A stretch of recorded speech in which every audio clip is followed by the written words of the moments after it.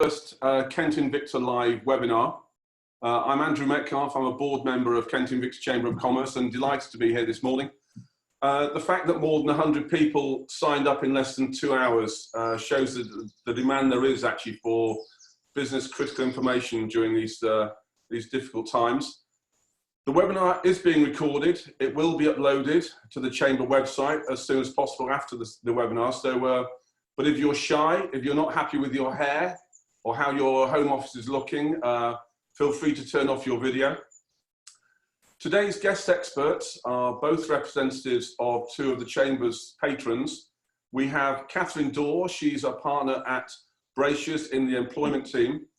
She works with employers, particularly those in the healthcare, education, tourism, manufacturing sectors, providing strategic day-to-day advice to HR and management teams on restructuring issues, complex disciplinary matters and discrimination issues. So she's perfect for today. She'll be joined also by Alyson Howard, who's a partner at MHA MacIntyre Hudson. She's a partner with extensive experience in corporate finance, the not-for-profit sector, audit and corporate recovery, and has been working closely with colleagues on the implications of COVID-19 from a financial management perspective. And she's going to be supported today by Charlotte Whiteway, who's a team leader at MHA in Maidstone. So today is all about giving you that expert insight into what the coronavirus job retention scheme is, better known obviously as the furlough scheme. And that's a word that few of us had never even heard of until about 2 weeks ago. As you're probably aware, it opened yesterday. More than 140,000 firms signed up and have already applied, and that's going to support more than 1 million jobs. So that shows the scale of the investment being made by the government. It shows the scale of the challenge that they see coming down the line from COVID-19, and also what we're going to face when we emerge from it all. So that's just a brief introduction. In terms of the format for today, we're going to kick off with Catherine shortly. She's going to focus on the HR and legal issues relating to the government scheme. Then there's going to be a Q&A via the chat button. The chat button's at the bottom of your screen. You're probably all very aware of it now. If you can chat privately direct to me, I'll then look at the questions coming through, and I will then ask those questions of Catherine. We'll then hand over to Alyson. Alyson then do her presentation, and again we'll go through a Q&A session. And I'll then summarise at the end and bring you up to speed on a few other things that the Chamber is doing. So can I now hand over to Catherine, and we'll carry on with the rest of the webinar. Thank you. Hello everyone, I've shared my screen, so hopefully you can all see that. Do you want to give me a thumbs up if you can? Yay! It's always the tech that stresses you out, isn't it? It's nothing else, it's just the tech. As Andrew said, I've been asked today to talk about the coronavirus job retention scheme from an HR employee perspective. I have assumed that you know the basics, so although we will refer to the basic structure in order to give some structure to the talk, I'm going to focus on the areas that I think have caused problems, the question areas. Some questions have already come through. As Andrew said, if you have questions, specific questions either that come out of the talk or that you already have, then you can ask those through the chat function and we'll do our best to answer. As Andrew said, furlough did not exist at the start of March from a UK perspective. So I, like you, have had to get up to speed with furlough extremely quickly. I now spend my life on government websites, at least half my day is spent updating, and they will update the blimmin' guidance on a Friday night, sometimes on a Saturday morning, and this week they updated on a Friday night and a Monday morning. So it's a struggle to keep up to date. The guidance is helpful, but because this is an emerging area, it has changed quite a lot. So quite a lot has been added to the structure as time has gone on.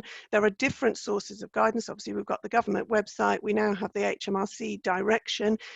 We've got things like ACAS guidance. They're not always entirely consistent. So unsurprisingly, companies are confused in certain aspects as to how they apply. So I've given you there the links to some of the main guidance. So there are two main sets of guidance, guidance for employees and guidance for employers, as well as the HMRC direction. And if you want to look at the direction, we can give you the link for that as well. You would think that both the employer and the employee guidance would be entirely consistent and just a mirror image of each other. They're not, which again means you largely have to read both in order to keep up. But as I say, we've given you the links there. Basic structure you will be familiar with. So the furlough coronavirus job retention scheme structure enables employers to claim back a proportion of wages. Originally, the scheme was set up, or it was phrased as a means of avoiding redundancies, but the language that's been used has changed as the guidance has been updated, and the emphasis is now on supporting organisations where they are unable to meet the costs, meet their entire wage costs. It is a reclaim arrangement, so employers are still required to pay wages, and the scheme allows organisations to reclaim 80% of furloughed employees' wages up to a cap of £2,500. Alyson and Charlotte are much better placed to talk through the detail of how to claim and what you can claim, so I'll just reference the basic structure now. As I say, it's those costs plus employers' NI and some basic pension contributions. Take up has been huge from our client base and around the country. Most employers have utilised the furlough scheme. For some of our clients, they furloughed 75%, almost 100% of their workforce. Andrew alluded to the stats earlier. We are anticipating that up to 8.5 million people will be put, either have or will be put on furlough, and the anticipated cost is up to £40 billion. It is an absolutely mammoth scheme. As Andrew said, portal was launched yesterday, and Charlotte will be able to tell you, because she has used the portal, how it went. Feedback from clients was not that well. There were a few problems, a few teething issues that had to be corrected, incorrect calculators, that sort of thing, but some of those have already been sorted out. But that is our basic structure. Employers can use the scheme at any time during the period. So the scheme runs from the 1st of March and has now been extended to June. Originally, it was a scheme through to May. It was introduced on the 20th of March. So the backdating to the 1st of March was to enable individuals who might already have been made redundant to potentially be brought back, placed on furlough, and a claim made under the scheme. And the application has slightly altered since the start, in that the scheme is open to UK employers that created and started a PAYE payroll scheme on the 19th of March. Individuals needed to have been employed on that date and an RTI submission also made as at that date. That was a change from the original starting point. So originally individuals had to have been employed by the end of February, but it's now been extended because a number of, quite a few employees did not qualify under the scheme, so it has been extended. And the minimum furlough period, so the minimum period for furlough leave is 3 weeks. One of the first questions that companies started to ask was whether individuals could be placed on furlough, brought back, and then placed on furlough again. That wasn't clear, but subsequent guidance has indicated that yes, that is the case. And some of our clients, for example, have a client that has an office manager not required, obviously the majority of tasks not required at the moment, but some month-end billing, some month-end tasks still need to be done. That individual has been placed on furlough for 3 weeks, brought back for a week in order to do that month-end work, and then placed back on furlough, but say minimum period of 3 weeks. One of my clients, I think, had some of the fastest furlough periods. So they placed individuals on furlough. Their customer then went back to work. So they were placed on furlough on the Tuesday. Customer went back to work on the Thursday. So they placed everyone on furlough, brought them all back a couple of days later. Obviously, that didn't satisfy the minimum periods, but lovely that those individuals were back at work. It is a wide-ranging scheme, so it is intended to cover all sorts of different employers, large employers, small employers. There are some exceptions for the public sector and organisations that receive a significant proportion of their funding from public sources and where those grants continue.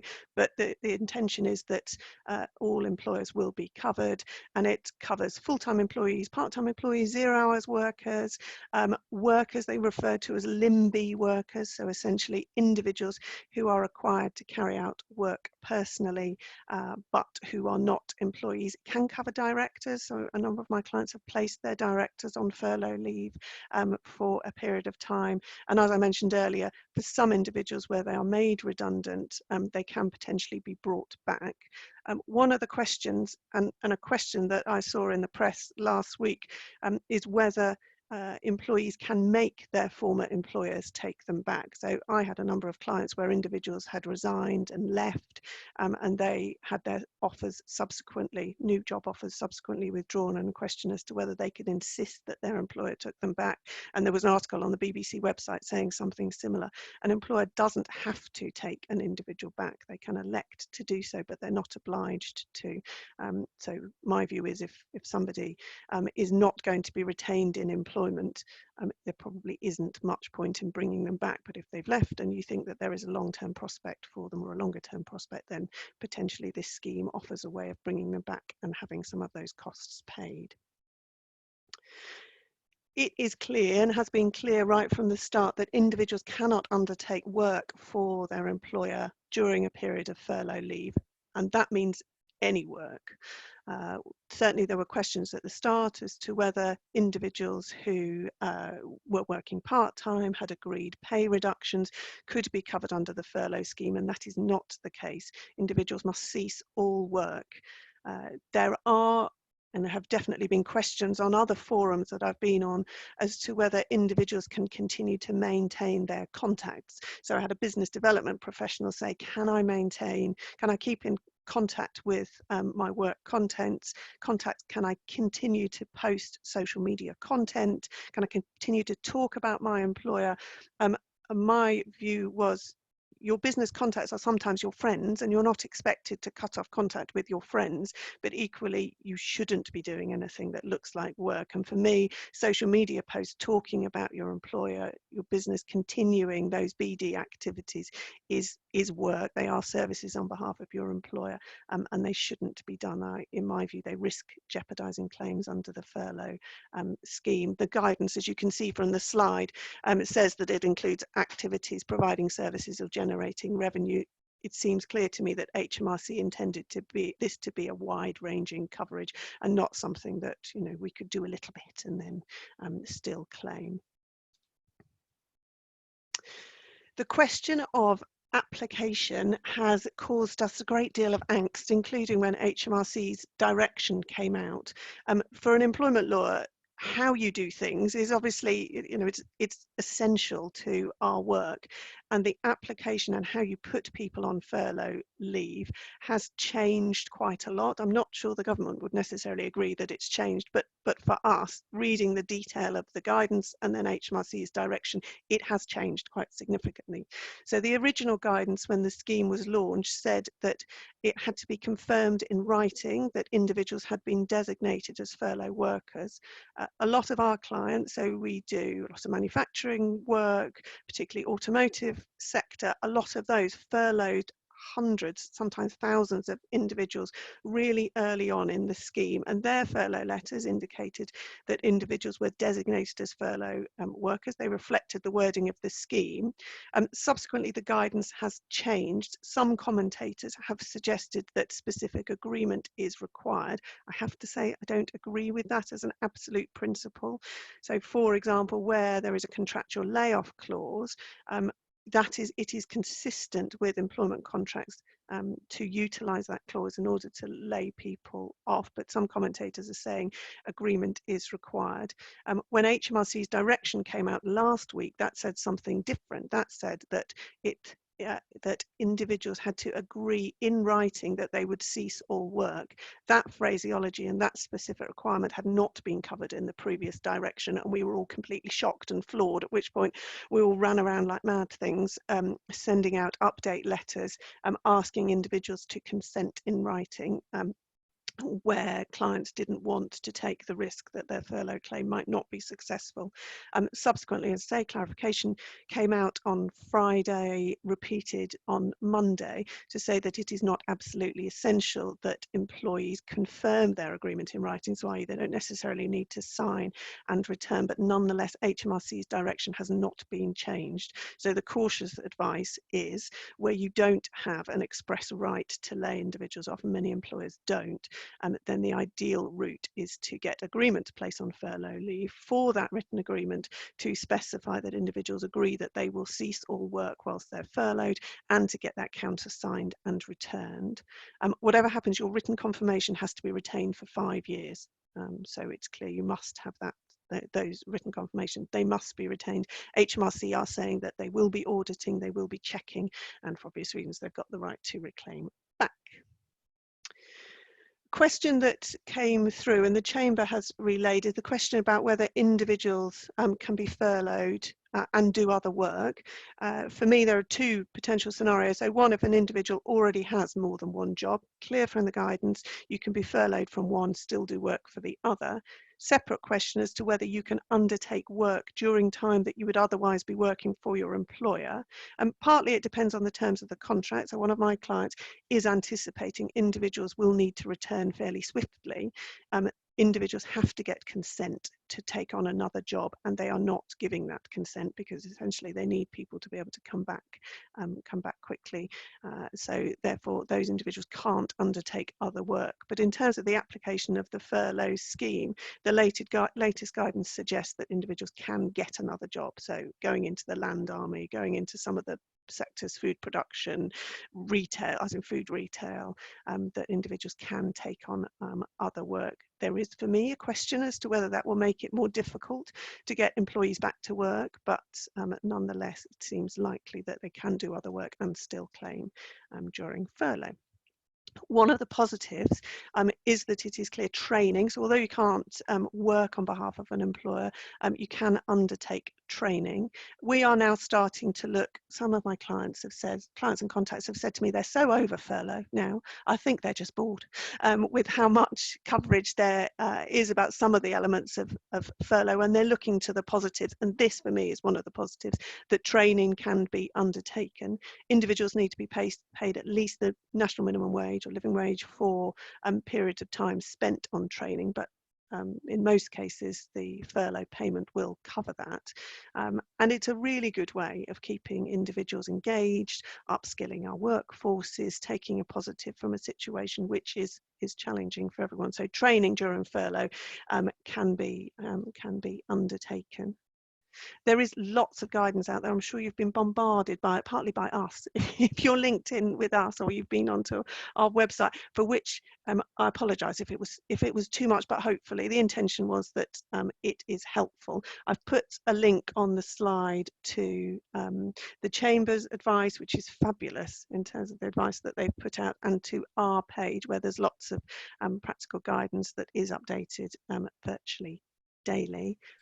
So hopefully you found that helpful. As I say, key areas where there is still some confusion are around how to put people on furlough. There was a question around holiday, but that's now been clarified in that individuals can take periods of holiday during furlough leave. Separate question as to whether they can be made to take holiday, and if you've got a question about that, by all means do ask. But the main questions are around implementation, how to get people onto furlough leave, and whether it's possible to do other work during that. So hopefully I've covered those. I will stop sharing my screen, but if you want to get hold of the slide, by all means do get in touch via the Chamber and we can send those over. If you want any of the other links, just ask and we'll be happy to share them. Thanks very much, Catherine. Number of questions have been coming in during the presentation, and thanks for that. Thanks for your questions, everybody. So number of questions then. First question from Joe. regarding furlough, people that are self-isolating but not shielding, Yes. i.e. not received the official letter from the NHS or their GP, they have underlying serious medical conditions, but they themselves decide to self-isolate. Can we place them on furlough? Yes, you can.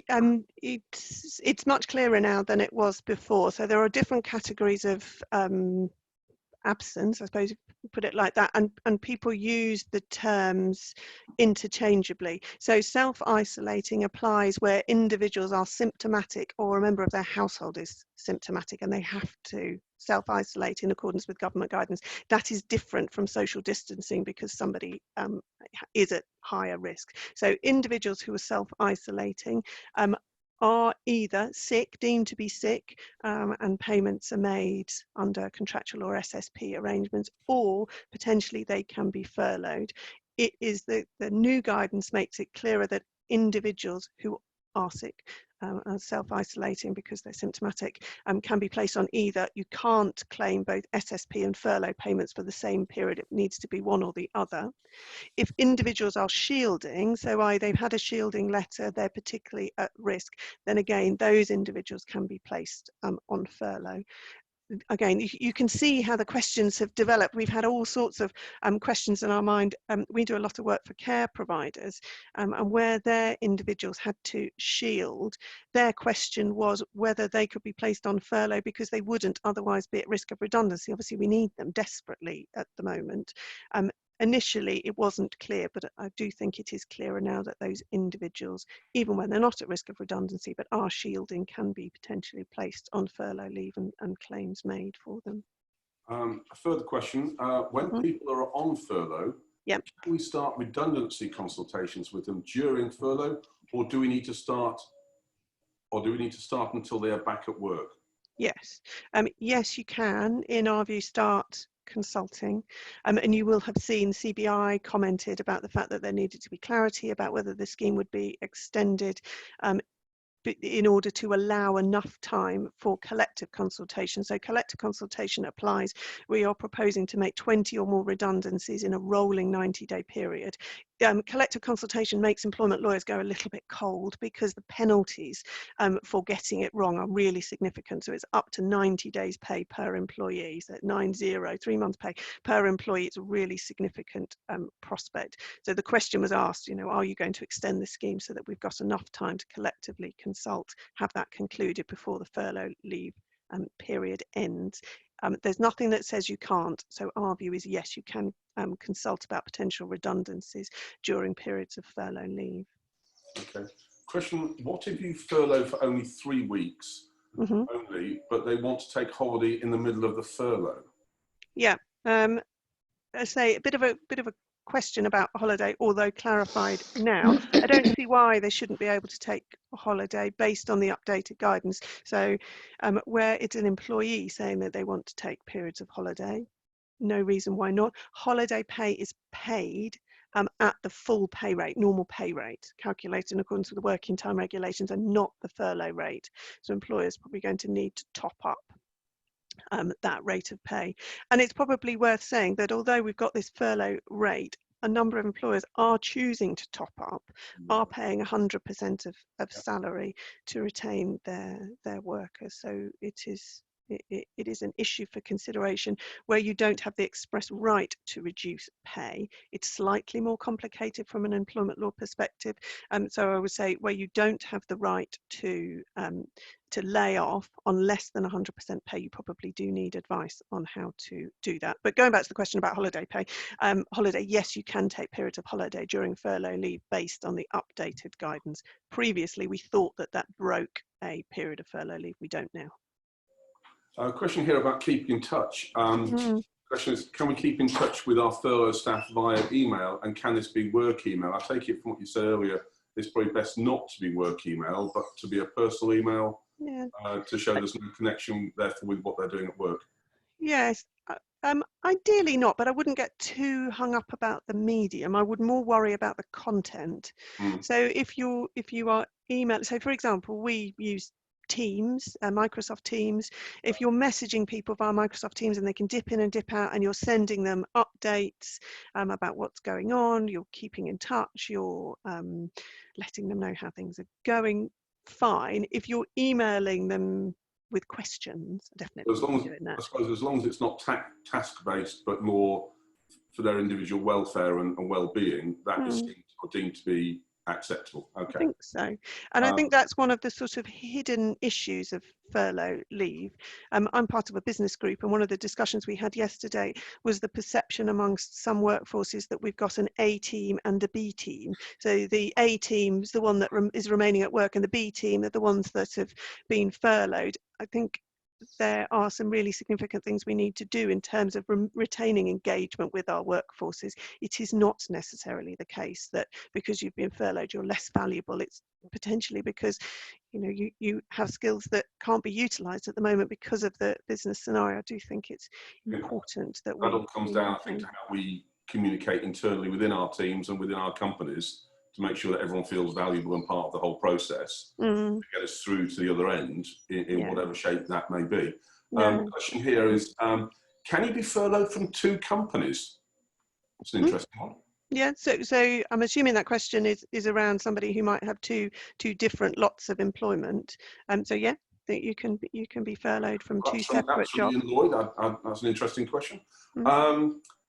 Couple more then. I took on a new member of staff for start date 16th of March. Right. Working at the moment, but can I furlough him at some point in the future? Potentially. Alyson and Charlotte probably best to answer that question. I suppose it depends whether there was an RTI return on the 19th. I would think there probably wasn't, but there might have been. We can hold that back till the next to Alyson. Yeah.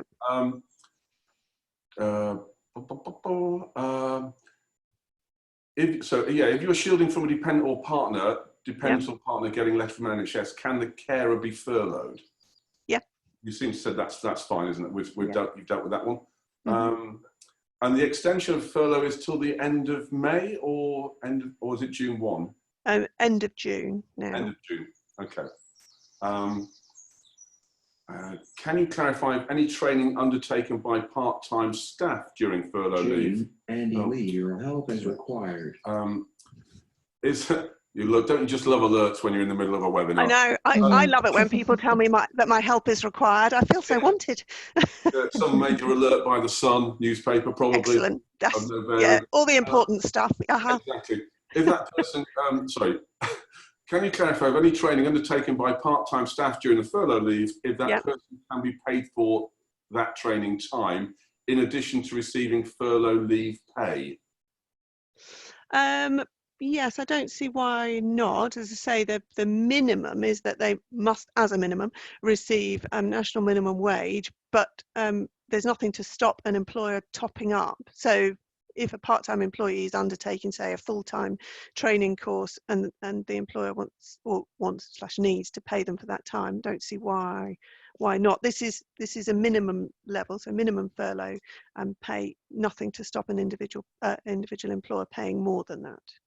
I'll just take 2 more very quickly. Can we furlough someone who cannot fulfill the full job at work or at home, but then assign the small percentage of tasks to an existing staff member who is needed but has the capacity to cover the other area too? Yeah, definitely. Yes. As per the furlough guidance, yes, you can shift tasks around.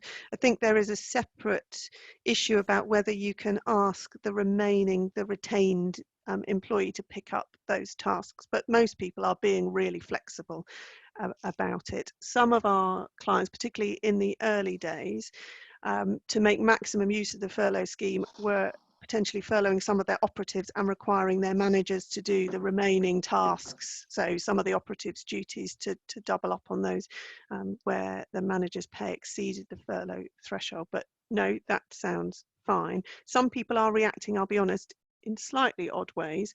So I have had clients, employees saying, why do I have to come to work for an extra 20%? So if I was at home, I'd be paid 80%. I'm working for 20%, which is a real shame that how they feel. But nonetheless, my life as an employment lawyer is always based on surprising things. So, yeah, Well, exactly. And final question then, because I'm just conscious of time. Do you have to get the permission from an employee in order to furlough them? What happens if they refuse? Yes, and that is, as I say, what was still one of the big questions. The guidance doesn't specify that agreement must be obtained, but it does reference the fact that normal employment law considerations apply. So we're now going into some really complicated things about employment law. There is no implied right to be provided with work, save in very limited circumstances. So if you've got a particular specialist job where your work maintains your skills, other than that, you have no implied right to work. So if an employer wants to send you home and pay you on 100%, in most cases, they're entitled to do so. When we're talking about furlough, we're normally talking about a reduction in pay. And if you want to put an individual out of work on reduced pay, then the ways in which you do that are either A, by agreement, B, because you've got the contractual right to do that, so a contractual layoff clause, or you impose it and you hope that they don't do anything about it, or they impliedly consent to go through a formal process. So if you validly implement a furlough arrangement using normal employment law principles, you can implement without getting agreement, but the simplest way is to get agreement. If an individual will not agree, then it's going to be a choice as to whether you try and follow a formal process to make them, whether you've got the existing right to do that. So I'd always look at a contract first of all to see whether you've got the existing right or whether you take the risk and just do it anyway and hope that it's okay. I wouldn't take the last option. It's a hugely complex process, and I know that every business has probably been wrestling with it. You know, we have furloughed people, we've done it at 100%, and we've left some people then asking the question, well, why am I still working and they're on furlough? Well, it's about getting the business through. It's about making sure that at the end of this, we do have a business that is sustainable and we have an economy that is sustainable. So I think everyone's like, I hate the phrase, we're all in it together, but my God, we are all in it together. But no, Catherine, thank you for that. While Catherine then just unshares her screen and we pass over to Alyson, feel free to top up your coffees, have another croissant if that's what you're having. Well, it's a bit late for that, given it's 11:05. But let's now hand over to Alyson, who can talk us through the business impact and what it means operationally. Alyson, over to you. Hello there. Good morning, everyone. Thanks for that, Catherine. That was really interesting. I can see that we've had quite a lot of questions coming through on the everyone slot, and I'll try and pick up some of those things in what I'm going to speak about. But essentially, what I wanted to look at were the priorities for business in COVID-19, and particularly in terms of the job retention scheme. It is a grant, not a loan. This is actual money. Now, of course, as a society and an economy, we're going to have to pay it back in due course. But I think it is a really important thing. It's one of those occasions where there's no point in holding back. If you can make use of it, you should do. I'll also talk a bit about the portal, and Charlotte can join me. She was working on it all day yesterday, and she can give us some practical feedback, and then just summarise and take questions. So there are 8 business critical areas really where you should be focusing on. You don't need me to tell you, you're running your own businesses, but cash is king. So you should be cash flow forecasting and communicating with your funders, with your bankers.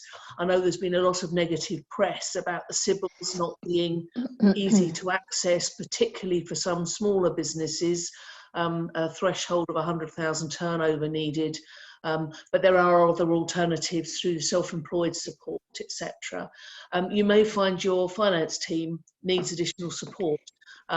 I have a family member who is a specialist accountant in a business and is currently working when others in the management accounting part of the finance team have been put on furlough, and she's now having to pick up management accounting skills. It's very good for her career development. It's part and parcel of what Catherine's just been talking about, that the people who are still working are getting to do slightly different jobs, but that's key to the protection of the business going forward. And in terms of governance support, there is obviously the jobs retention scheme we're talking about. There are some business rate holidays for certain retail and hospitality businesses. There are some local authority grants for those businesses too. I've seen some of the emails coming out to clients on those. They look quite scary. They're filled with caveats about state aid and whether or not you're breaching European directives and stuff. I think that's because we're very good at following all the rules here in the UK. What I wanted to say, businesses, if you're not sure, of course ask. But I think in the vast majority of circumstances, these grants are not state aid. They're part of a COVID-19 emergency measures programme, and you are entitled to claim everything you can. Of course, there are also VAT and other tax deferrals, so they're real advantages from a cash flow perspective. So make sure you model those into your cash flows because they can make a big difference. Self-employed individuals have had the tax payment due in July now deferred. That doesn't mean it's going to go away, but it does remove the immediate need to keep that cash to pay that. Of course, you're going to be looking at extra funding, but that's going to be seriously considering about how the business is running and what is sustainable. And I think that's what makes the job retention scheme so exciting in terms of you can structure your business on that basis between now and the end of June. And you know, at the end of June, if we start to come out of lockdown, you'll be able to return to working more normally. Obviously, everything that has to be borrowed has got to be paid back at some point. Now, using employees efficiently, it's worth talking with employees where you're asking them potentially to take pay cuts. And also on furlough, is mortgage holidays are readily accessible. The banks are giving those really quite easily. They can be 3 months complete holidays. Some of the banks are offering interest-only mortgages for up to a year. That can make a big difference to the outgoings for your employees. So I wanted to make sure that everybody's talking to their staff, their team and each other about some of these opportunities. Taking an interest-only mortgage, obviously it extends the term of the mortgage, but if it means you can put food on the table and not be scared witless by the process, then clearly that's going to help. And ultimately, of course, for some businesses, we are going to be looking at restructuring and recovery, and that's tragic. And we just want to make sure that's the bare minimum. So the job retention scheme, it's an outright grant, which you don't have to pay back, whereas the government-backed loans, which are relatively difficult to access, will need to be repaid. And the banks are being quite credit secure in terms of how they were looking at those. So I know there are some businesses that are doing remarkably well. You know, retail, food production, some transport, logistic businesses have got a lot on, and some businesses are hiring rather than laying off. But if you are one of those that is looking very carefully about how you continue, you should be looking at the furlough scheme. Now, as Catherine mentioned, some clients of ours were putting staff on furlough. Yeah, absolutely immediately it was announced. So the process was announced on the Monday, and by Tuesday, loads of staff were being put on furlough. Charlotte can answer more detailed questions, but there is a lot of confusion around this being on payroll at 19th of March. You may have staff that were on the payroll on 19th of March, but they might not have had a real-time submission made in connection with them. That could be because they joined you in February after the cut-off for the payroll that month, so they weren't part of the February payroll. And of course, there are those people who have changed jobs in the period, and there is clearly some doubt about that. I think what we're suggesting is we just need to keep talking to HMRC. Certainly Charlotte's found in some instances that when asking specific questions, HMRC have been quite helpful, even if the guidance has not necessarily supported that. Is that fair to say, Charlotte? Yeah, I think so. I mean, I raised the question about 2 weeks ago with HMRC about the fact that most payrolls people that have joined the payroll in February won't be actually on the payroll until March. They may have joined the company and had a contract dated February, but not be on the payroll till March. When I spoke to HMRC, they said they understood that, and that was absolutely fine. So if someone had a start date of the 15th of February, they weren't paid until March and were back pay for February, that they would be considered an employee who was on the payroll who was employed as at February. But this guidance about the RTI submission going on the 19th, for me, is confusing, because many payrolls, people won't have done their RTI submission for their March payroll by the 19th of May, the 19th of March, I beg your pardon. So I'm a little unsure about really what we should do. I mean, it says the RTI should have been done on the 19th, but so many RTI submissions for March wouldn't have been done on that date. Yet people would have been on the payroll. So I guess we have to go with what they're saying.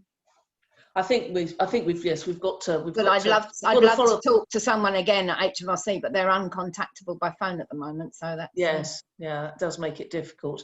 And I suppose perhaps one option may be to make a claim and push through on the portal, and then deal, because then you should be engaging with somebody who will be considering the claim.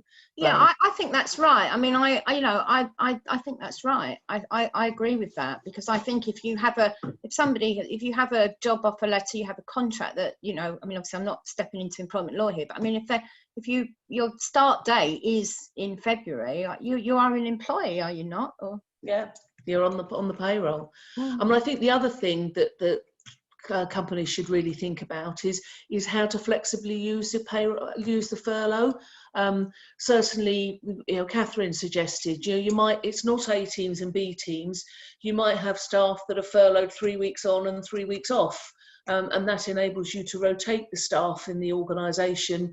You've only got enough work to keep half of the people busy, so you share it out, and that gets people engaged, also gets everybody sharing some of the furlough pain. It's going to involve some subjective judgment. Will you be furloughing staff you could have kept busy, because actually it makes sense in the current environment just to put them on furlough on the basis that the work they would be doing, they can do later on in the year. It's not crucial now. You don't need them to deliver what services you're capable of delivering in the current environment. We know the scheme is currently extended to June 2020. The media is so confusing to watch and read at the moment, whether we're past our peak or whether we're in the middle of the most awful circumstances still. There certainly doesn't seem to be any clear guidance as to when we might start to come out of lockdown. So I think we may well see the scheme extended, but I hope very much that it isn't, because we are seeing an end to this particular tunnel at the moment. Something I'm sure all of you are aware, if you want to get this money by the end of this month, you must have claimed on the portal by the 22nd of April, and that's tomorrow. So as Andy has said, we've had 140,000 claims had come in by 1,600 yesterday. I think it's something like 2,200 a minute. But these are some points that Charlotte put together, just to go through some of the questions that the portal asks. They ask first if you've got a company tax return. If you are a corporation, a limited company, you have a corporation tax return, then you'll need to put in your unique tax reference. That's what the UTR is. If you answer no, then they will ask your self-assessment registration. If the answer to this is no, then they'll be asked if you are registered at company's house and the company registration number. Once through all of this, you'll be asked for the period of furlough, the start and end date, total number of employees furloughed, total amount furloughed, total employer's NIC, because this can be added to that 2,900 cap, and total employer's pension, so that's the employer's pension under the auto-enrolment rules. There is a comment at this point saying that HMRC will check against information they have. So our suggestion is that we would want to see, particularly in terms of March claims, that you have already done your full payment submission, your RTI for those amounts. Obviously for April, you won't have done it yet. Yeah.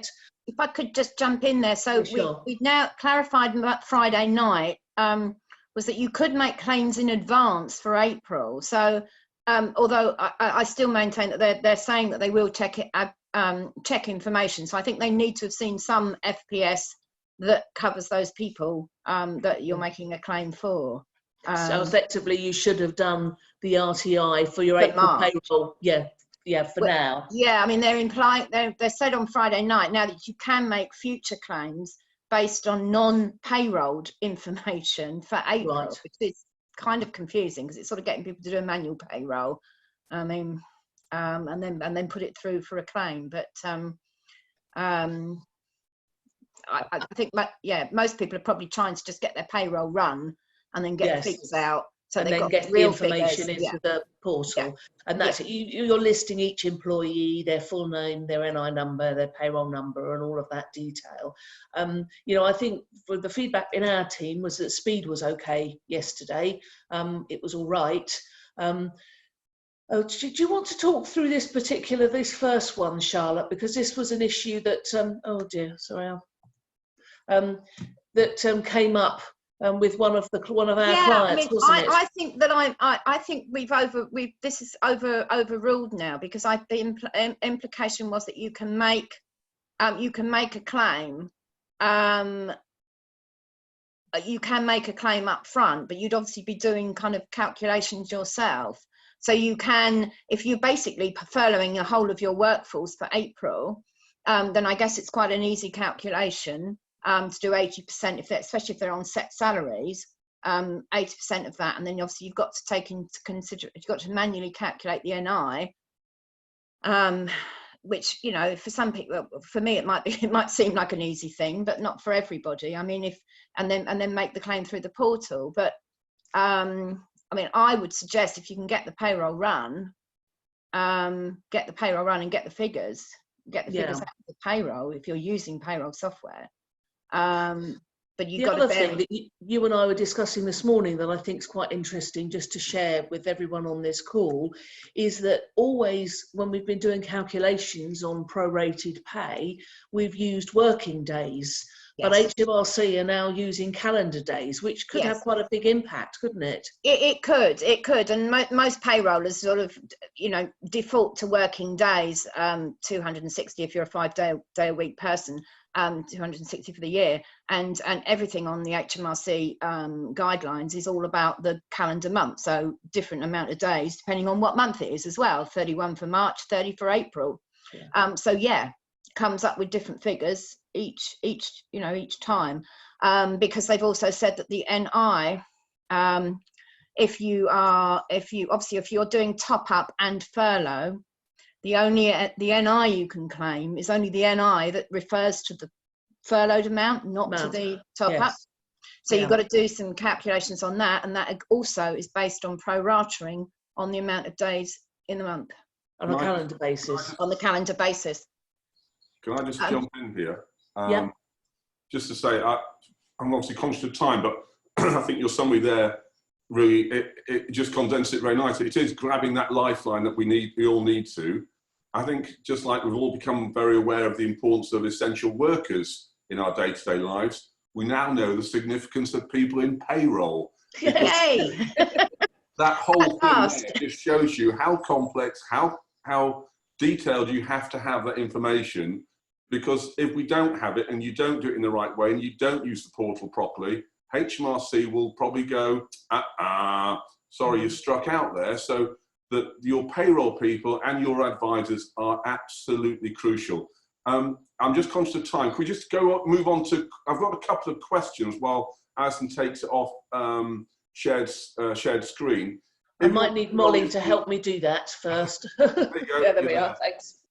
So if your payroll is weekly, do you have to do 3 weeks at a time, or can you make a separate claim for each week?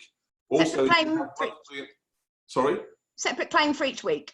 Okay, and if you have monthly and weekly paid staff, can you do do you do the process this separately?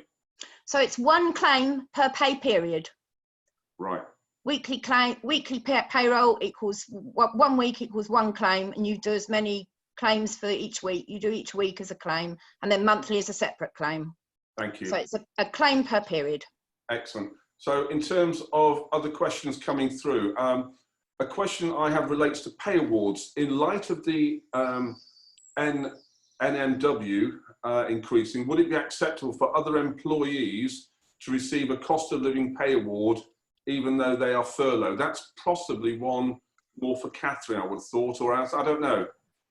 Well, I have a kind of, well, I'll let Catherine do it, but I mean, my guidance was that we were looking as reference back to February pay, which wouldn't have had an NMW increase on it. Right. Therefore, that can't apply to the furlough pay. But if you're working, then you must get it in April if you are working full time. But I'll hand over to Catherine on that one for. I agree. I think that there's a distinction between what you can claim back over via furlough, and as Charlotte said, that's a retrospective review, and then what individuals are due under their contract and what you want to pay. So furlough is if you make a claim and receive money under furlough, that money must go to your employee, but it doesn't mean that you can't top up. So if there are reasons why you need to apply a cost of living increase, then that's fine. The only slight note of caution is that there is the prospect, it's a relatively low risk, but is the prospect of discrimination claims where different rules are applied to different people. So none of our clients, but some individuals furloughed those workers who they thought would be less able to work because of their childcare commitments, and that has a potential discrimination element. And if that is compounded by the failure to apply a pay increase, that could increase the risk. So from a top-up perspective, no problem, just be careful how you do it. And we've got a couple of people asking, can I get a copy of the recording? Yes, you can. It will be uploaded onto the Kent Invicta Chamber website afterwards. Couple of very quick questions, just conscious of time.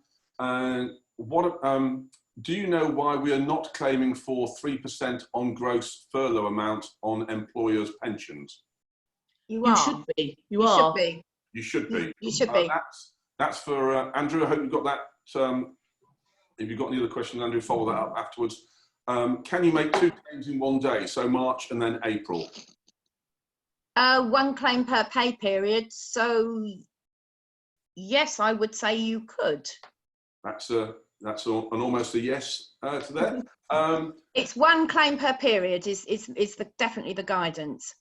So as long as you state that 1 is for March and 1 is for April, and then you can do that. And a question here: I am a lone director of a limited company, i.e. the only member of staff on PAYE. Can I furlough myself? I have an accountant that does my payroll. You can. I think you can, but the issue is that I understand, and again, it might tip over into what Catherine can advise, is that it means you can't do any work. So if you are somebody that uses a limited company to I don't know, go out and clean windows, and you genuinely are not cleaning windows at all, you are not working, but it means you can't do anything about looking for clients for when you come out of furlough and all of that. And I think that's the difficult bit of it. So it is available to you. So in smaller businesses, perhaps the question is looking at if you've got more than 1 directors, is it possible to furlough 1 and keep 1 with things ticking over, even if they're on perhaps reduced pay? Yes, agree. I definitely agree with that. I've got a question very quickly from, a follow-up question from Andrew's. Re the pension, where's it gone? Re the pension calculation on gross pay. The guidance states to deduct £520 first. Could you please confirm? That seems okay. Sorry? Yeah, what they've assumed there, which they really shouldn't have done, is that the auto-enrolment pension you're running is based on a auto-enrolment earnings on a certain basis, where you remove the LEL, which is the lower earnings limit for NI, which is the £520. So it's on auto-enrolment approved earnings, and that's one basis for some pension schemes. Not all pension schemes are based on that. Okay. Yeah. I'm just very conscious of time. I think to us, there's a couple of questions coming that are very, very technical, and if I can suggest that we pick up those after the webinar and get back to the relevant people who've asked them, I think that's the only thing we can do at the moment. So just very conscious of time, 11:27 or whatever the time is. So I need to just say thank you very much to everybody, to Catherine, Alyson, and well, everybody basically who's actually asked questions of us all. Just in terms of future webinars coming up, we want to welcome your thoughts as to what subject matter you want future webinars to be on. So while the chat is still open, if you've got any issues that you want raising or you want us to focus on as part of this webinar program, please fire them through to us now. We will then collect those and look to see whether we can get that critical business information to you in this program, if that's what you want. We'd also like your feedback as well, please, also via the chat if possible. Again, privately through to Molly Hall or to myself. On Thursday the 23rd, we have the next one at 1 p.m. in the Kent Invicta Live webinar program. It's going to be about how to utilize your crisis communications, digital footprint and social media with a Q&A like we've done today. It's going to be shared by the Chamber's Chair, who's Miranda Chapman. I'll be speaking on it in my capacity as Director of Maxim PR, and we've got Luke Quilter and Danny Windsor from Sleeping Giant Media. On the 28th of April at 10:30, we've got a virtual networking event sponsored by Furley Page with a speaker focusing on leadership in a post-COVID-19 world. Details of that will be available shortly as well. And can I just point everyone in the direction of the COVID-19 Business Helpline? It's offered by the Kent and Medway Growth Hub by Kent Invicta Chamber on behalf of KCC and local authorities. It is free. Over the last 3 weeks, we've taken 4,500 calls. We've offered more than 1,200 one-to-ones with business advisors. It's a fantastic service and it's free, so please take advantage of it. Open Monday to Friday, 8:30 till 5. I know that, you know, fantastic hours for them to deal with this and take your calls, and they'll come back to you as soon as they can possibly.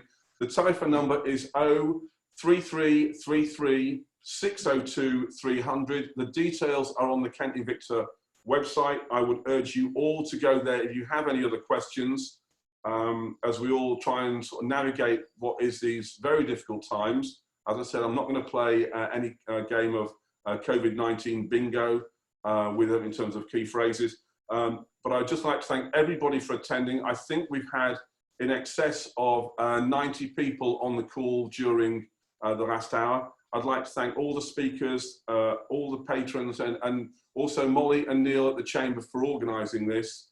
And hopefully this has been of some use so we can connect you as members with people who can help you help your business. So first and foremost, I'd like to thank you all very much for dialing in, and go and have a cup of coffee, sit in the garden and make the most. And it's strange, but it's only Tuesday.